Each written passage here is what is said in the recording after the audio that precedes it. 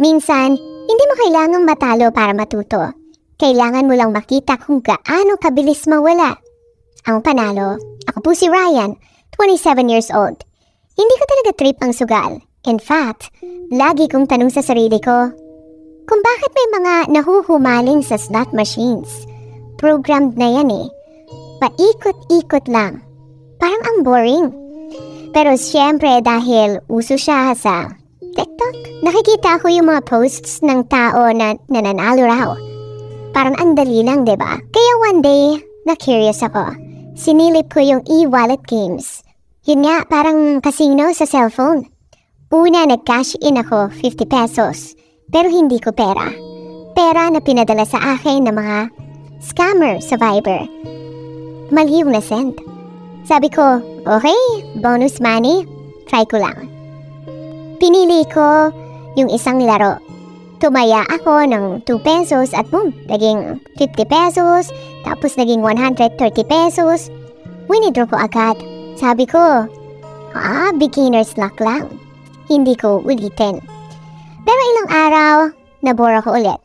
This time, nag-cash in ako ng 200 pesos. Tumaya ako ng 5 pesos. Yung 200 naging 400, tapos kinuha ko ulit. Pero doon nagsimula yung trap.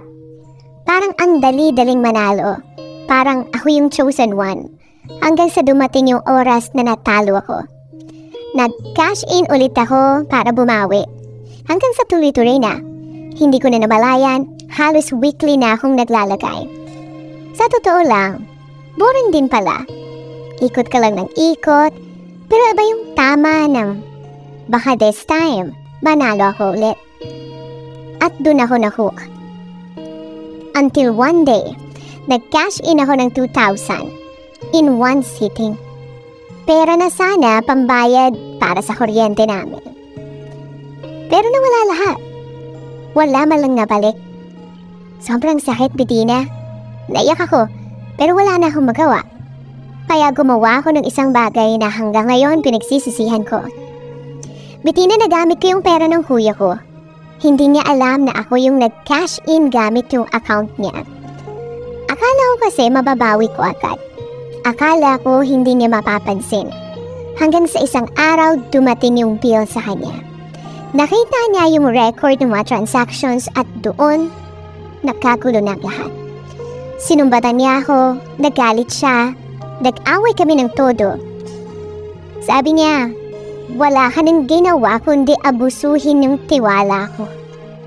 At dahil sa sobrang galit, hindi niya na ako pinatira sa inuupahan naming apartment. Napilitan akong lumipat sa bahay ng kaibigan. At dito na nga nawasak ang relasyon namin bilang magkapatid dahil lang sa isang bagay na akala ko laro-laro lang. Hanggang ngayon, hindi ko alam kung paano susuyuin ang kuya ko. Sana po ay matulungan niyo ako at mabigyan ng payo. Hanggang dito na lamang ang inyong kamarkada, Ryan. Ayun na nga, definitely ang daming makaka-relate dito. Super nakakatakot no, sa isang simpleng curiosity. Isang 50 pesos na taya na puntang 2,000 tapos bandang huli. Mas malaki no wala sa'yo.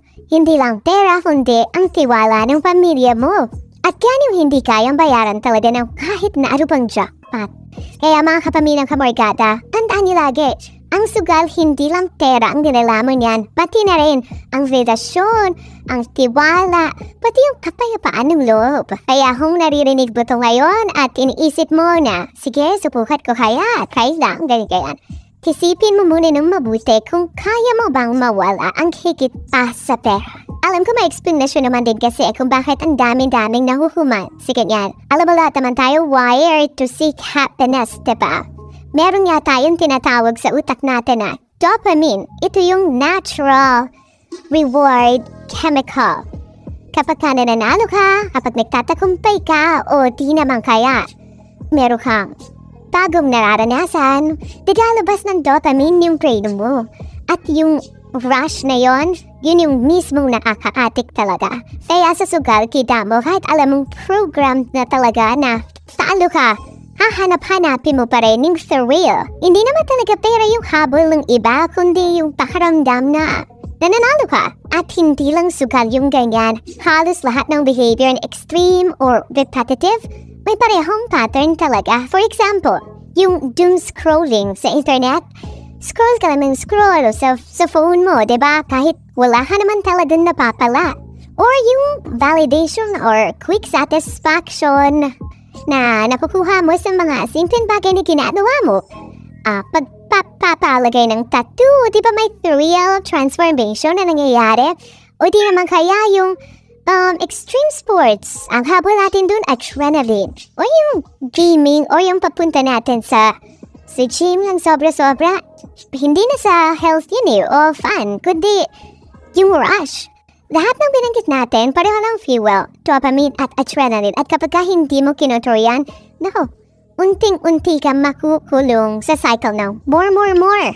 Ganon. Kaya nga ngayon, kung napapansin niyo, ang dami-dami ng mga tips sa ilang platforms sa social media na yung tinatawag na dopamine detox. Pero hindi naman ibig sabihin na alisin mo lahat ng bagay na masaya. Pero ang goal kasi dito ay i-reset yung mind mo para matutunan na i-enjoy yung mga simpleng bagay, yung mga ordinaryo.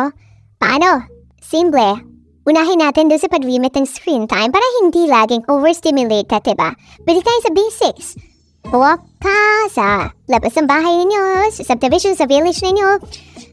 Sulat ka, journaling, very effective yan. And bigyan mo sa sarili mo ng quiet time. Find joy in slow living.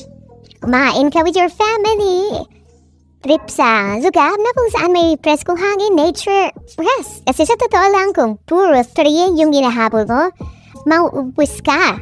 Pero kapag ka natutunan mo haling yung mga simpleng bagay, dun ka mapubuo.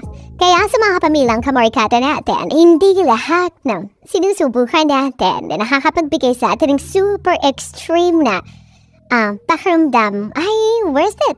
Minsan, ang totoong jackpot ay yung nakakapagbigay ng peace of mind.